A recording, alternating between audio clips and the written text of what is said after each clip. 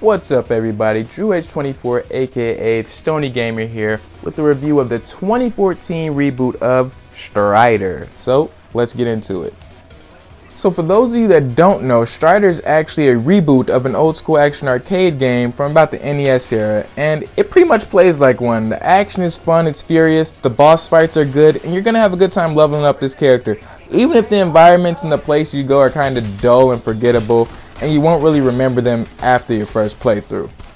So the game starts with you being dropped off in the fictional city of Kazakhstan, there to assassinate their crazy fucking ruler, Lord Mayo. And that's kinda the beginning and the end of the story, because that's all there is. It's pretty much just a setup for the awesome ass gameplay that's to come. And that's kinda all it needs to be. The game is a straight up action fest, so if that's what you're looking for, you got like loads of that coming.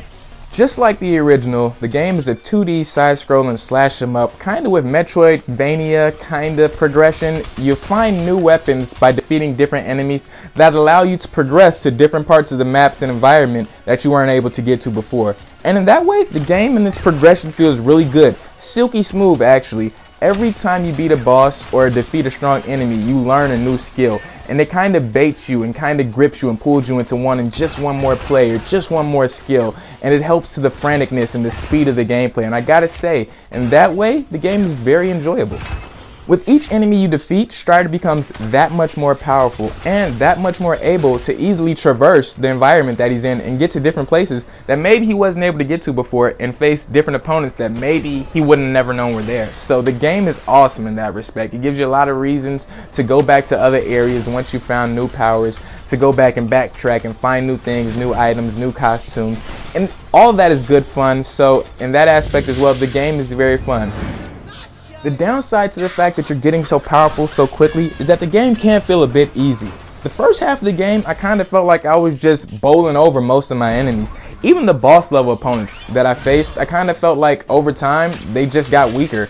Except the exception comes, like I said, when you really get to the second half of the game and shit really kicks up and it kind of becomes a bullet hell when even the bosses are coming at you like more than one at a time, and the bosses that you do face one at a time are fucking huge screen filling affairs. So it definitely does crank up a bit, and if you just want like straight challenge straight out the gate, go hard mode, because on hard mode they're going to force you to use everything you know, literally everything you know from out the gate, and poning like I'm doing this guy right now isn't going to happen as easy on hard mode, trust me. But even on hard mode, once you unlock a certain amount of abilities, you do feel awesome. You definitely feel like a high level ninja badass who's using a bunch of different abilities that has took him a long amount of time to cultivate and to master. And I definitely love the feeling of that. The bosses are where you're truly going to feel that. They do come fast and furious, like I said. There are a lot of them. In the beginning, they do feel kind of lackluster because, like I said, the difficulty spike does kind of come towards the end. It does ramp up a bit more in that final third of the game, should I say. And once you get there, I gotta say, the boss fights are very satisfying. I definitely enjoyed them. So all in all, I definitely enjoyed this reboot of Strider. I enjoyed the fast action, the sweet platforming, the great boss fights, even though the lack of difficulty and the sometimes bland environments didn't do much for me. But overall, I give the game a 7, and I definitely recommend it for just the $14 that's the asking price. And if you guys like this video, go ahead and tap that like button, tickle that subscribe button, and look forward to more reviews from your boy StoneyGamer. Until next time, I'm out of here, guys. Peace.